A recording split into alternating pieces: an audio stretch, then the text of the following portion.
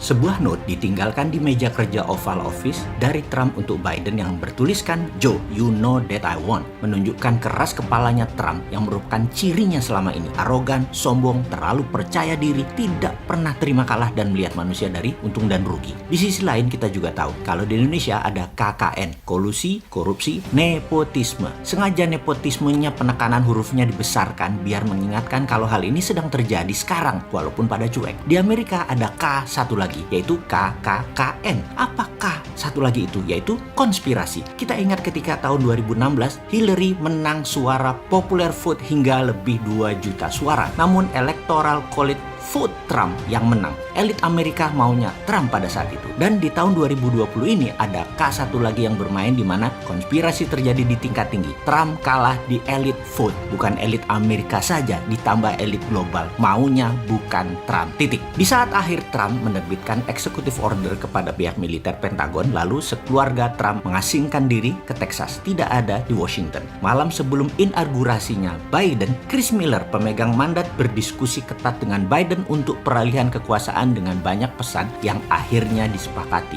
Maka dilantiklah Biden dengan damai. Ada beberapa persyaratan militer dengan super semar Insurrection Act-nya sebagai bahan negosiasi yang disetujui, yaitu anggaran militer 4 tahun ke depan $3 triliun atau 3.000 billion dolar. Tetap perang dengan Tiongkok dalam superpower competition. Trump tidak ada tuntutan hukum dan pengembalian semua bisnis Trump yang dijegal banyak pemerintah daerah. Semua akhirnya ketemu komprominya dan tidak ada dar-der-dor. Lalu kita tahu Partai Demokrat yang pro-aborsi, pro-LGBT, pro-transgender, pro-imigran membongkar semua proteksi Trump yang anti-imigrasi, anti-minoritas nakal, anti-Tiongkok, anti-LGBT, dan sangat white supremacy menjadi multicolor. Sekarang Amerika kembali ke masa bebas, sangat berwarna, seperti masa hippies, hang loose, semua ini seru memang bernegara mereka itu. Amerika punya 2 sistem gaya pemerintahan namun tetap satu tujuan, world domination. Demokrat lebih mirip sosialis, Republikan mirip kapitalis, namun tetap liberal. Sosialisnya bebas liberal, kapitalisnya liberal. Lambang patungnya saja sudah liberty.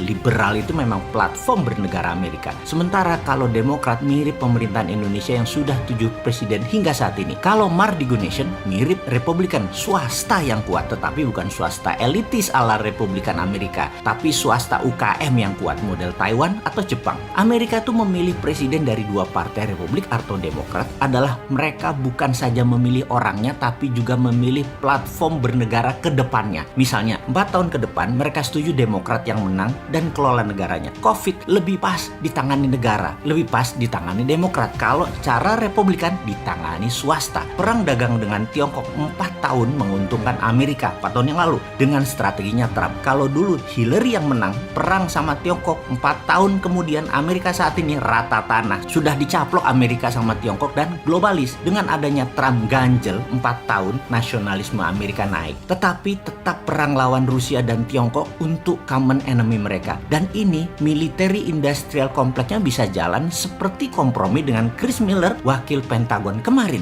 Urusan luar negeri CIA bukan Pentagon. Ini lain lagi strateginya. Siapa saja presidennya, operasi CIA lebih jalan di luar negeri kalau Demokrat berkuasa. Demokrat selalu pakai CIA alias perang shadow. Kalau Republik perangnya bedil-bedilan. Mau zaman FDR, Lincoln, Bush, Reagan, bedil yang keluarnya. Tapi penyebab perangnya semua partai Demokrat. Jadi Republikan negaranya pasti jadi kaya karena ekonominya tumbuh. Demokrat buang-buang uang yang dibuat partai Republik. Itu biasa, itu sejarah lama Amerika. Namun ada juga di zaman Demokrat ekonominya membaik, yaitu zaman Clinton. Bikin uangnya bagus. Zaman Obama belangsak Demokrat. Namun zaman Clinton, ASEAN Indonesia disikat hitman sampai lepas Timur dan rupiah terjun bebas dari 2.500 ke 14.000. Sampai sekarang rupiah belum pernah kuat lagi. Jadi Mardigunation ini antitesa 7 bentuk pemerintahan Indonesia sebelumnya. 7 pemerintahan sebelumnya mirip Partai Demokrat Amerika, sosialis, liberal. Suatu hari Indonesia akan punya platform penyeimbang. Swasta, bottom of pyramid, aliran politiknya patriotik nasionalis, aliran ekonominya kapitalis wong cilik. Wong cilik pegang kapital, ekonomi penguasa pasar. Masa kita milih presiden namun siapa aja presidennya platform platformnya sama, ikut IMF lah, BUMN sebagai agen perubahan lah, itu kuno. Ganti ke depannya. Dengan bergantian,